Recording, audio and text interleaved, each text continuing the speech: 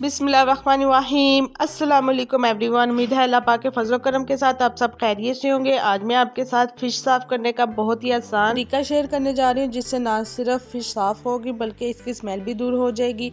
सो आपने पूरी वीडियो देखनी है ताकि कोई भी स्टेप मिस ना हो। टाइम वेस्ट किए बगैर आइए चलते हैं इसकी सफाई की तरफ। फ़िश आप जितनी भी क्वांटिटी में लें डजेंट मैटर। आप देख सकते हैं फ़िश पे अजवाइन और नमक जो है वो शॉपकीपर ने ऑलरेडी लगा के दिया है।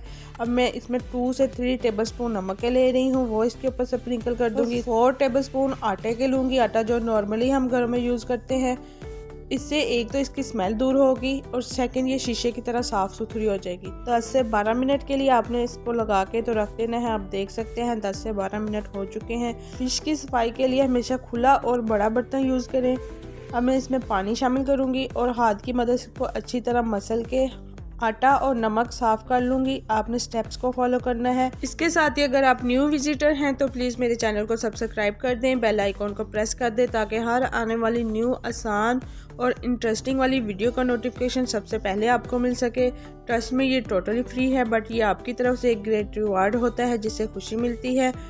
आप देख सकते हैं आटे और नमक का कमाल, कितनी ज़बरदस्त साफ़ सुथरी फ़िश हो चुकी है। इसको मैं मज़ीद 4 से 5 पानी और वॉश कर लूँगी। फ़िश को वॉश करने के बहुत सारे तरीके हैं, बट मैंने आपके साथ सबसे आसान और झटपट वाला जो तरीका है वो शेयर किया है। आप देख सकते हैं माशाल्लाह बहुत ही ज़बरदस्त झटपट से शीशे की तरह फ़िश जो है वो वॉश हो चुकी है, बिल्कुल स्मेल से पाक। उम्मीद करती हूँ आपको डिफरेंट तरीके से साफ़ की हुई जस्ट 2 इंग्रेडिएंट से फ़िश की रेसिपी पसंद आई होगी।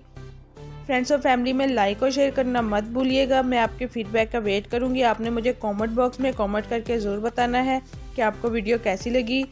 अपना रखिएगा बहुत सारा ख्याल। Thank you for watching. मिलते हैं नेक्स्ट वीडियो में। और हाँ, जाने से पहले रेड बटन को दबाना मत भूलिएगा। अल्लाह हाफिज़।